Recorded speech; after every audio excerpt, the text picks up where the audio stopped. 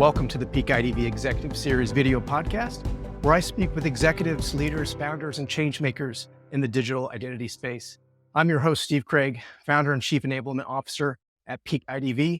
For our audience, this is a video first series. So if you're enjoying the audio version, please check out the full video recording on executiveseries.peakidv.com, where you can watch this full episode, read the transcripts. You can access any of the resources or links that we discussed today. And also go to our YouTube channel. You'll check out clips there as well as the full recording. I'm super excited to introduce today's guest. He is André Ferraz. He's the co-founder and CEO of Incognia. Incognia is an innovator in the exact tamper-resistant location and device intelligence for fraud prevention. André is a serial entrepreneur. Prior to starting Incognia, he was founder and CEO of Inloco, ad tech business. It was acquired by Magazine Luiza. Prior to Inloco, he was founder and CEO of Ubi. I hope that's the right pronunciation. And he built that company from a research project to a prototype. Originally, Andre's from Recife, Brazil. He's leading Incognia today from the Bay Area, California. You can catch him on LinkedIn. He frequently writes posts about the industry. He speaks at conferences and webinars. He does podcasts. He's all over. Thank you so much, Andre, for joining this podcast. Thank you. Pleasure to be here. Absolutely. Well, let's dive in. I've personally worked in mobile application and SDK development, and I must admit, with what I know about Incognia, you've got one of the most interesting companies that's emerged in the past few years. Can you talk a little bit more about the problems that you're solving at Incognia? One of the key issues we find in the industry is that pretty much everything that has to do with fraud prevention has a device fingerprinting component to it. But we started identifying that there were a few issues arising. Like I'd say the first one is recently we saw a lot of changes to the operating systems and the browsers in terms of the limitations they have created around collecting data, right? Mostly for privacy purposes. But that is hurting some of these solutions that rely on device fingerprinting. The other two things that we have encountered was that there are two very common behaviors that we observed from fraudsters. The first one is trying to clean these devices. So they're able to generate a new device ID. The most extreme example would be going through a factory reset process, right? So it looks like a completely new device. And we realized that the existing vendors were not able to capture that. Given that's a very common behavior we observed from fraudsters, this means that they were being able to come back and attack you again, and device fingerprinting solutions were not effective to prevent that. And then the third thing I'll mention is we also noticed that the existing device fingerprinting solutions were not able to find the connections between multiple devices, right? So especially the more like organized fraud rings, for example, they usually have like multiple people working at that. And usually each of these individuals, they have access to multiple devices. So in many situations, when you think you're being attacked by like 1,000 different fraudsters, in fact, you're being attacked by just a handful that each have access to multiple devices. So we realized that if we created a solution that was more resilient and could build a stronger fingerprint for devices and users, this could enhance the capabilities around preventing fraud. So that's essentially what we do is creating a more resilient fingerprint for these devices so that we are more effective at preventing and detecting fraud. Yeah, the point you made about the shift from large device manufacturers, let's say like Apple or Samsung, Google, they've started to lock down on privacy, I think a lot because of the abuse of ad tech, right? You're tracking people and you're trying to make money off of them, but then when they create this opportunity to purge out that history, reset devices, change the identifiers, and it opens it up for fraudsters to exploit those features, which are meant for good consumers. With your history in ad tech, is that how you connected to the Incognia like problem space? Did you see that? Is that some of the history there? That could be an interesting way to to describe our story, but actually it was the other way around. So we initially, when my colleagues and I, we started building our first company, what we wanted to build was actually the same product we're working on today. But what we realized in the early days was that there wasn't a real like market opportunity at the time. Like the market wasn't ready for a solution like Incognia like 10 years ago.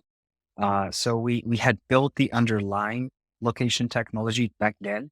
So this technology is actually quite mature. We have been working on it for more than 10 years.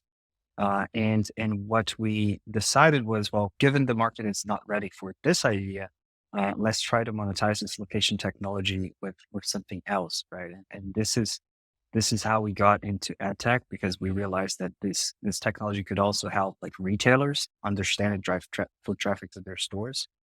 So we built a product to do that. But yeah, we always wanted to build a fraud prevention solution. The timing wasn't right, but once we sold the business, we decided to go back to that idea, and we realized that the market was finally ready. So that's when we launched Incognia. Yeah, it's as if with the onset of the pandemic and suddenly the change of people not working in offices and this emergence of digital nomads, you saw all these shifts. Fraud exploded during that time as Yes. everyone's suddenly moving into the digital channel. I see on LinkedIn that you have September 2020, which is sort of in the throes of the pandemic just beginning. Did you see that black swan event and go, hey, this is starting to really ramp? Maybe we can take that technology and then start to apply it? Is that what was the compelling event? Yes, exactly. We started developing the product in March 2020. So yeah, like once we started seeing like lockdowns and all of that, we were like, okay, now it looks like the right moment for a product like this. So we started building it back then, and launched it in September 2020. So yeah, it was finally the right time.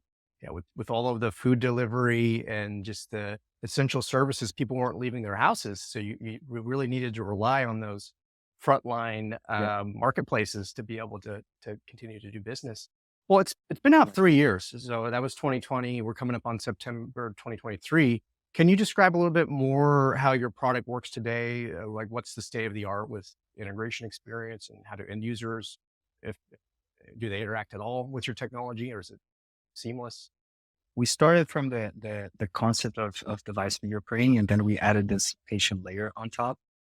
So to explain a little bit more about the location technology we have, over the past 10 years, we have been working on building a location technology that was more accurate than the GPS, because we thought that it could enable a number of additional use cases when it comes to fighting fraud, right? So we developed a solution that uses signals like Wi-Fi and Bluetooth, and with that, we're able to improve the accuracy of the location data.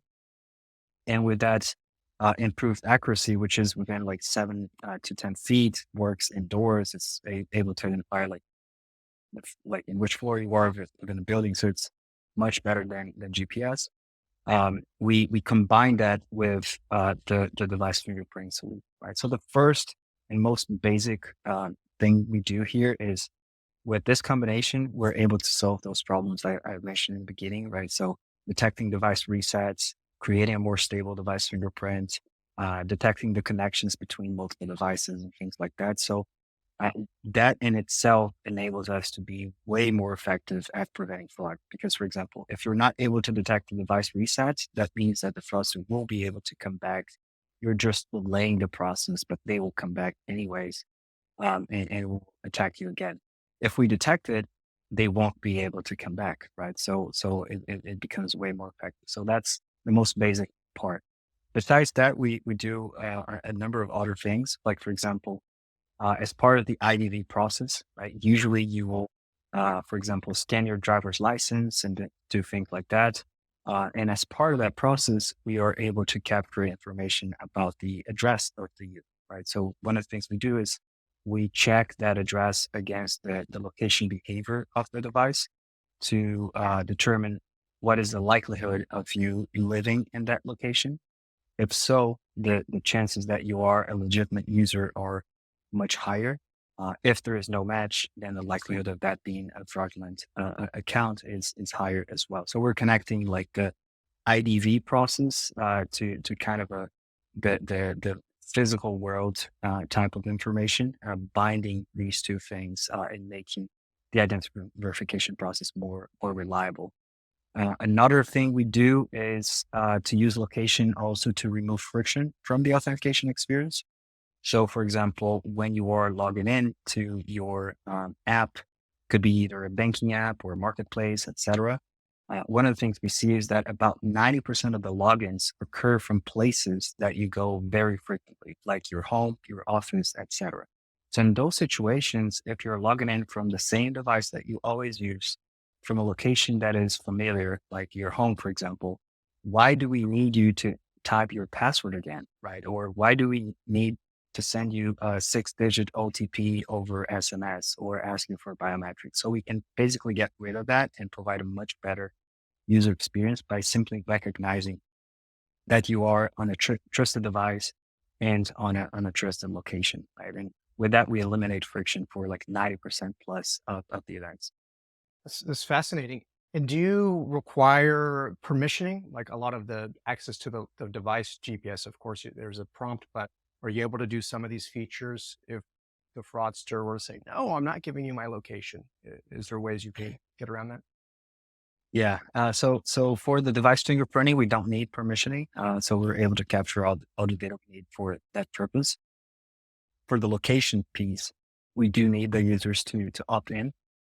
So the lack of opt-in actually is it's a signal in itself because we see that the vast majority of the users they do once they realize that this data will be used for fraud prevention purposes. So, for example, we have examples of customers that the did it the right way or the wrong way. The wrong way is not explaining to your user that you're going to use that data for fraud prevention purposes. We would see like opt-in rates around 50%. When the apps are transparent with their users and they say like this data will be used, for example, to protect your account, we see opt-in rates upwards of 95%. So vast majority of users are willing to share this data if they understand that this will be used to protect them. I was looking at some of your case studies and what you described for the technology. It makes a lot of sense for where you've had phenomenal success. Food delivery, the gig economy, peer-to-peer marketplaces, even banks and fintechs. Where would you say most of the value is that you're creating? Is it in the upfront or is it the authentication? Is it account recovery? Like, where are you seeing the most success with the product? Yeah, it's actually across the board. It's a very flexible solution because in the end, like it's a better way to identify your user, right? And you can use it in different moments. So, for example, we have a number of clients that are using us to streamline the onboarding process. So, when the user is going through the IDV process and they're verifying their documents, for example, and sharing their personal data, we're able to do auto verifications behind the scenes, right? So, okay, is this a trusted device? Does this user live at this address? Things like that. And in many situations, we're able to eliminate some of the steps the user needs to go through because we did some auto verifications behind the scenes, making the process more seamless. So we have a lot of customers using us for that. That's also helping them reduce manual refills at part of the IDV process, for example. So that's one big use case. I'd say a second big use case for us is around the authentication process, both on reducing and preventing account takeovers, but also on streamlining the authentication experience by eliminating like passwords, OTPs, etc. So that's another big one. And then the more general like fraud use cases like payment fraud, like coupon abuse, refund abuse. Like we also help our customers on reducing those kind of issues. So those are the, let's say, broad use cases that we see across industries, and then we have some industry specific use cases. Like for example, with food delivery, there's a lot of location spoofing on the driver side. Vacation rental platforms, you have issues related to fake listings, right? People would just like put a place that doesn't really exist to scam people on these platforms. You have like fake reviews and fake restaurants on like food delivery platforms as well.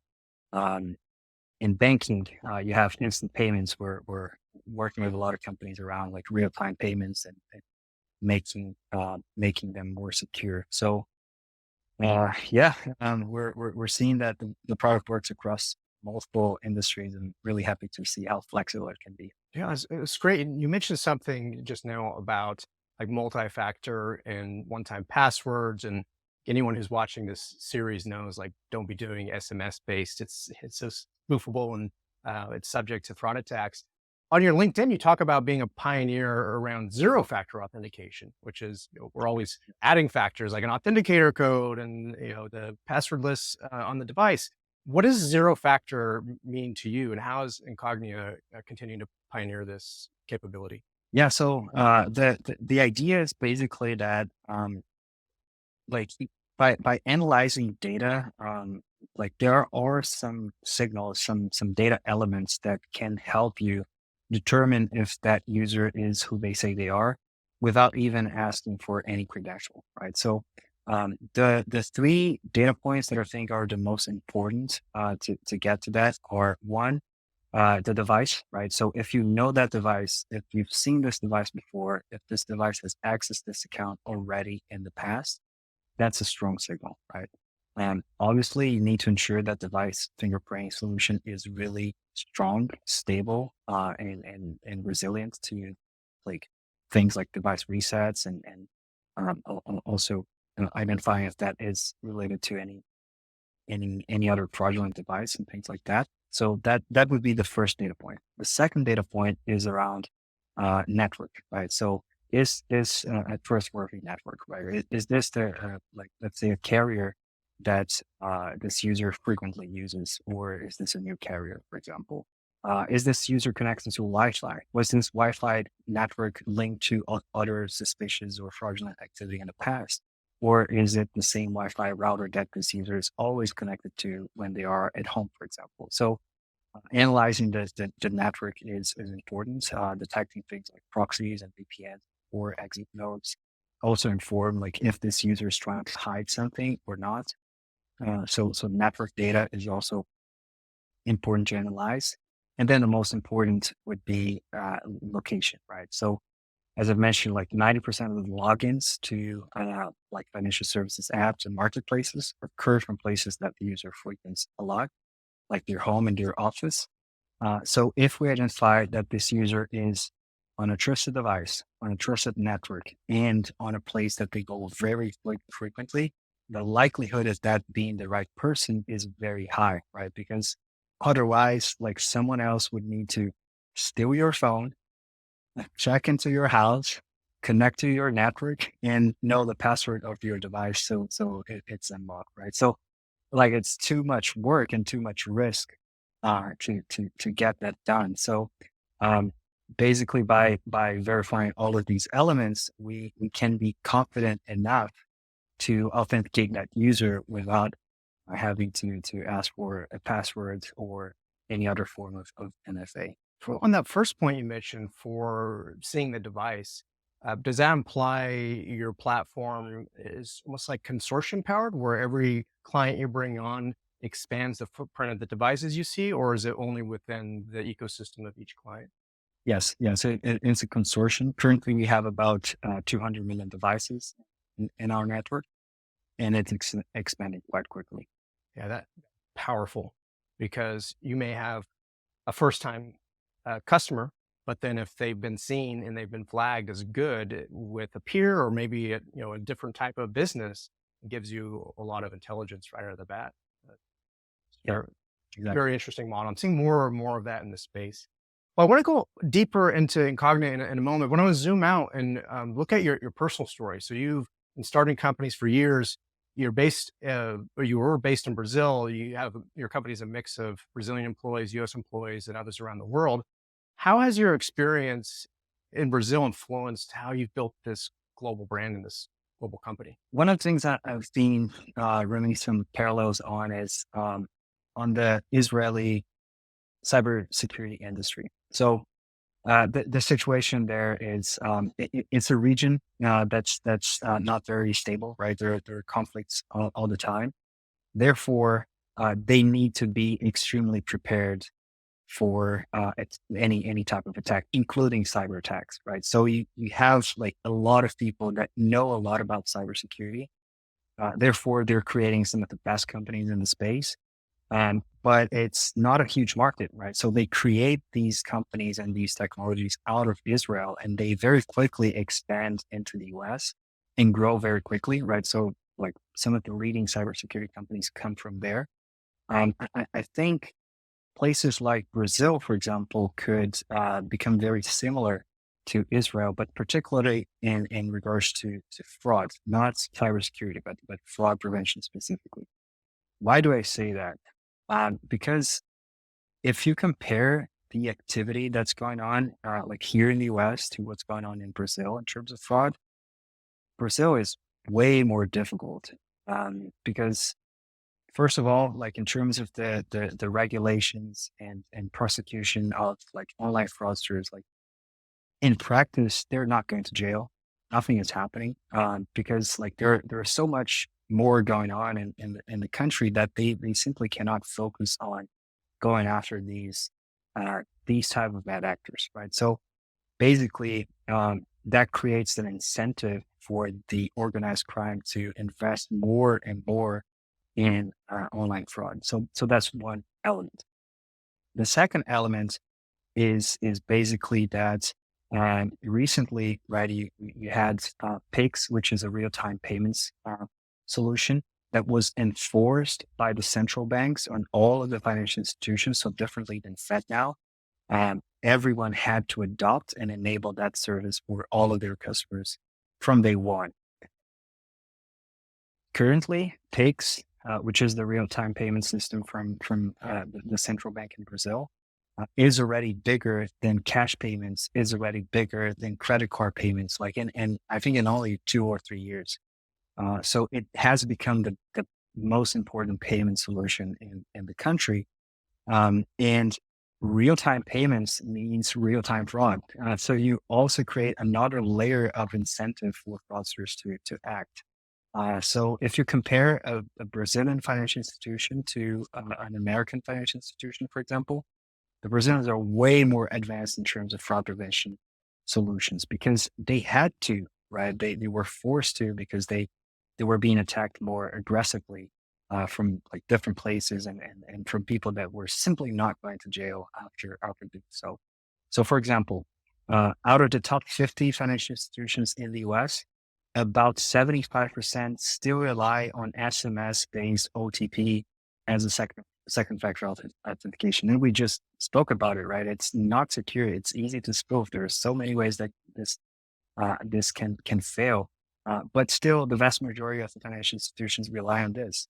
If you look at Brazil, none of the top 50 institutions rely on this. Right? They have built more sophisticated solutions for that. So what's very interesting is by learning from the Brazilian experience on how to fight like fraud in such a difficult environment, we're able to bring all of this knowledge here to our customers in the United States and enable them to upgrade their defenses way more quickly than if they were partnering with a vendor that was only present in this market because they were simply not exposed to these newer attacks that were going on. So I think that's helping us a lot. Make a really interesting point on that leapfrog effect. And we've seen this time and time again. When you think about the internet in the US, we were still doing dial up as other countries were rolling out mobile networks. And some countries were much faster in SMS adoption, or even when you look at China or India, their payments ecosystems, they might only have a phone and they're interacting in ways we're still putting our cards in and writing checks. So I think that's really a really fascinating point. And when you think about fraud, it's pretty universal in the different attacks because technology is similar across different regions. There are different regulations and things you have to deal with. But what are some of the attacks that you're seeing that you're stopping from organized crime? Because that's really what we want to fight the evils of the world, which they use as money for money laundering and crime rings, et cetera. What have you seen and what have you stopped? Yeah. Well, there are a lot of things going on, but overall, some of the attacks that I was most impressed about were two. One was in the food delivery space. where basically what was going on was like they infiltrated a lot of accounts of drivers in a food delivery platform. And basically what they did was they would go to the restaurant, they would pick up your order, and right after they picked up your order, they would cancel it. So you, as a consumer, you would receive a notification on the app saying like, "Hey, your order was canceled. Here's your money back, et cetera, et cetera." But then the driver would show up at your home with the food, with the receipt, and they would say, "Oh, I'm sorry, there was a bug on the app. You got a refund, but like the payment didn't go through. So I need you to pay here on this POS." And the POS was tampered with. And when they typed like $50, they were actually like in practice it was like 5,000. So you would swipe your credit card and they just took $5,000 from you and went away. Right. So I was really impressed because it was very hard for a consumer to tell like what was going on because the it was a very credible type of social engineering attack. Usually like social engineering attacks are like 1 in 10, 1 in 100, right? In this case, it was almost like 10 out of 10 that were falling for it. So I was really impressed about this one. It was also challenging because the payment was happening outside of the platform. So the food delivery company didn't have any visibility on what was going on. And it has become a massive problem for that company. Fortunately, we were able to partner. We enabled them to reduce that type of attack by more than 99%. And basically the way we did it was by using our identifiers to prevent like the drivers from like sharing their accounts with someone else because we would see, okay, someone else is accessing this account from another location. It might not be the same person from a different device, etc. So that was one. The other was preventing new fake accounts from being created. So we were use our solution to verify the user address and link that to the ID process, etc. And also uh, identifying if multiple accounts were being created either from the same device or from the same location with multiple devices. With that, we were able to stop that problem. But if we didn't do that, probably this would have much bigger consequences for that company. So that was one. And the second was an interesting attack, also social engineering attack, in which was the first time I saw um, chatbots being used at scale. And basically the attack was if you followed it was on a bank. If you followed that bank's page on social media, another page would follow you back. That page was very similar to the original, with like some like differences in the characters and the image, etc. But it was controlled by a fraudster. And that account was managed by a bot, which would start interacting with you, asking for like basic things like, "Oh, can you give us feedback on our service? Like, how do you like our content, etc., etc., etc." At some point, that bot would then send you a message like, "Do you recognize this transaction? We found it suspicious." And that immediately puts the consumer on a place of vulnerability. Like, oh my God, someone is trying to do something wrong here with my credit card. And then immediately the user would react, right? No, it wasn't me, etc. And then at that point, the bot was out, and then a real person would become part of the conversation. And that person would eventually convince you to share the OTP that was just sent to your, in this case, to your email. Once you share that, it's over. They would take over your account, steal all your money. And it was very scalable because it was like one bot attacking like hundreds of thousands of people at the same time. And then once, let's say the consumer was primed to become a victim, then a real person would, um, would play in. So yeah, another impressive and very creative attack that we've seen. And after seeing that, it was goes back to my previous point, right? We saw this more than 2 years ago in Brazil, and recently we started seeing this in the US like 6 9 months ago. So when we saw this here with this fintech, we were like, okay, we already solved that problem for someone else. That's fine. We can help. These scenarios you mentioned, multi-accounting or account sharing, renting accounts. I've seen forums where people are, they're not eligible to work in the country, but they want to rent an account so they can make some money, and it seems benign. But then fraudsters see that and they know, well, I can rent this account and I can, you know, do this scam that you just described. And then what a lot of people don't realize, I think, in the mainstream is just how powerful these chat GPT like services are getting, where a fraudster, a criminal ring, maybe it's a rogue nation state, putting these things together that can now communicate with tens of thousands of people at once. And then just takes that one hook. And then here comes a live fraud agent to close the deal. And it's pretty scary because there's not a lot to deflect against those attacks. So it's exciting that Incognia has technology to be able to do that. Um, as the industry evolves and as Incognia grows, or what are some of the key initiatives that you see for your platform that you can share in a public forum like the next year? What are you solving for? Yeah, I'd say um, we continue to expand into additional verticals.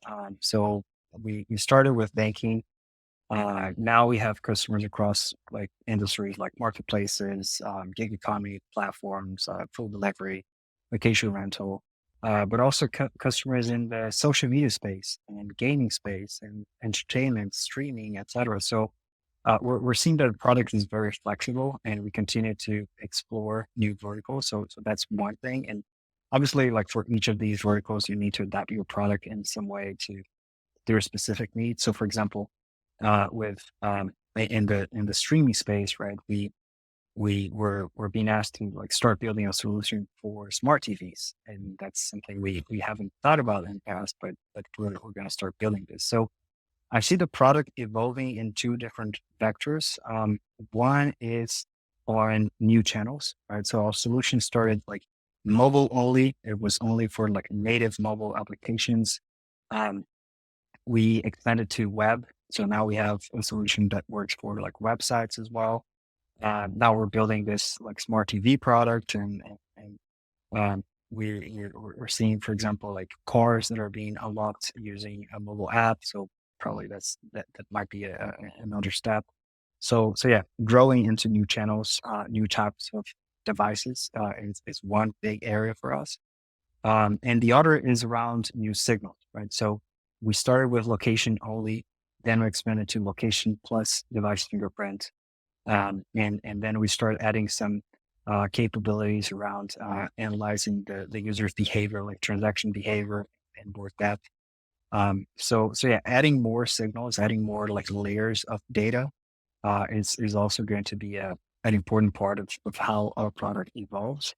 But also, I think an important part is also determining like what are the things that you're not going to do. So we don't plan to get into anything related to like document verification or like biometrics or things like that. So um, I see as being more of a like behind the scenes type of solution that don't interfere with the user experience or doesn't have any user interface.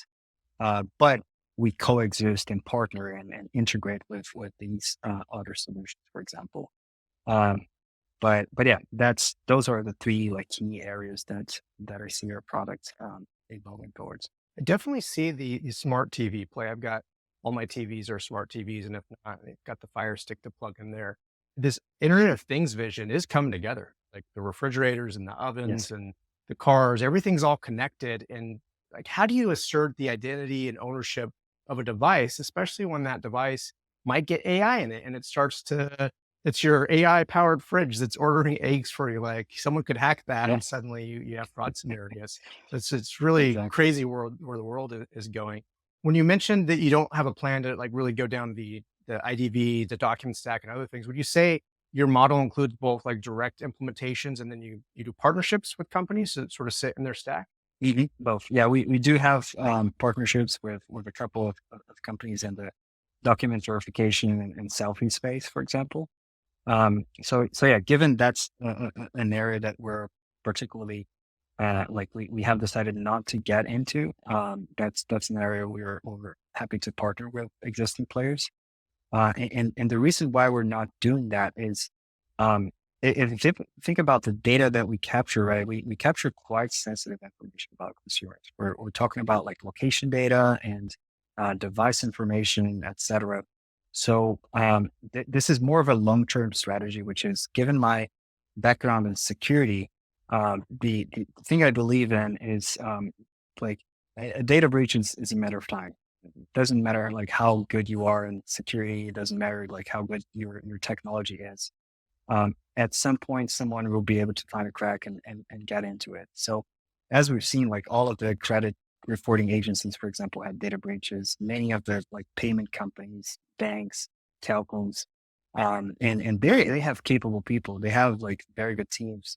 But at some point you'll be a target. And so what we decided to do was, given we have this data and it's sensitive, we don't want to know who's the person behind that device. We don't want to know like their name, their phone number, their email address, anything like that, because in case there is a breach and we have our data out there, we don't want to be responsible for revealing like the locations of these individuals, right? So if we separate that, and the only party that knows who's that person is our customer, the app that is using us, but we don't know, we don't have that data. I think we create a much safer environment in the end for consumers and for our customers. So that's why we're not getting into IDB. Yeah, it's a very smart way to do it, like keeping that firewall and also making sure it's not just safe, but you're being very privacy centric for the consumers. Yes, That's a exactly. powerful way to do it. Well, Audrey, we're almost at time, and if you've seen this podcast or those that are watching, know I like to go a little bit deeper than just the profile to learn about passion projects and what drives you.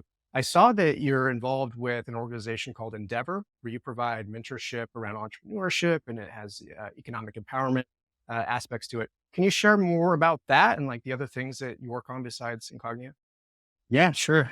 So yeah, Endeavor is a fantastic organization. Like they have this global network of entrepreneurs and mentors.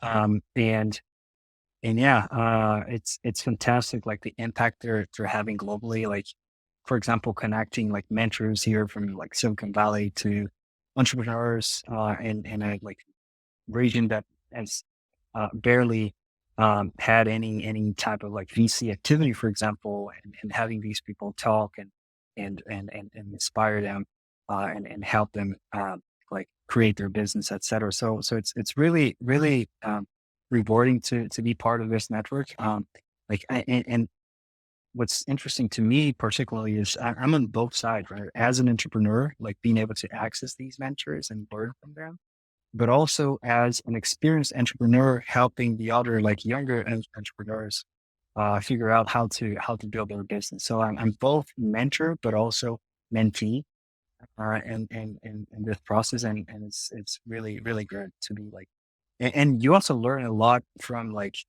learning about the challenges that the other entrepreneurs are facing, et cetera. So it's a really interesting community, and I'm very happy to be part of it. Yeah, that cycle is you learn things and so you can share it, but then as your business scales and grows, like you run into new challenges, and then you have that network. So yeah, it's a great organization to be involved in. Well, we're at time. Thank you so much for being on the podcast. For the audience Thank that's you. watching or listening, what types of conversations would you like to have, or would you like them to reach out to Incognia directly? What are you looking for from a market standpoint? Um, well, and on my end, I'd say that yeah, the most interesting conversations are like for me when I learn about a new attack. I'm always like super curious to know what's going on with companies in different spaces.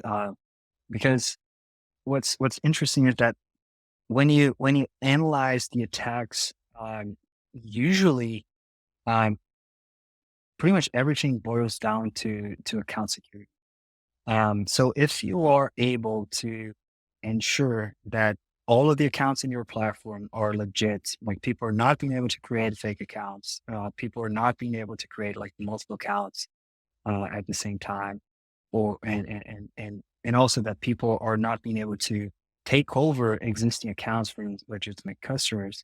Like if you ensure that piece and you do this really well, you can get rid of pretty much every fraud related problem. Obviously, there are other things like device security and other potential threats, but if you do this part really well, I think you're in a good place. So yeah, I'm always curious to learn about the attacks and learn about the specific consequences of each attack in each industry and try to connect it to these like underlying issues related to account security. So yeah, I'd say that's certainly the topic I'm most interested about. And if anyone in any industry is willing to share and chat more about it, I'll be happy to. Excellent. Excellent. I'll include some contact details in this episode, like your LinkedIn profile. I highly recommend anyone who's watching or listening, follow Andre on LinkedIn. He posts really good content about these fraud attacks and what's happening in the market. Again, Andre, thank you so much for being Thank here. I you. really enjoyed this conversation. I think we could spend another hour just talking about Right. fraud attacks. It's really fascinating, but Easily. thank you for the time. Yeah. All right. Thank you. All right. It's a pleasure to be here. Bye.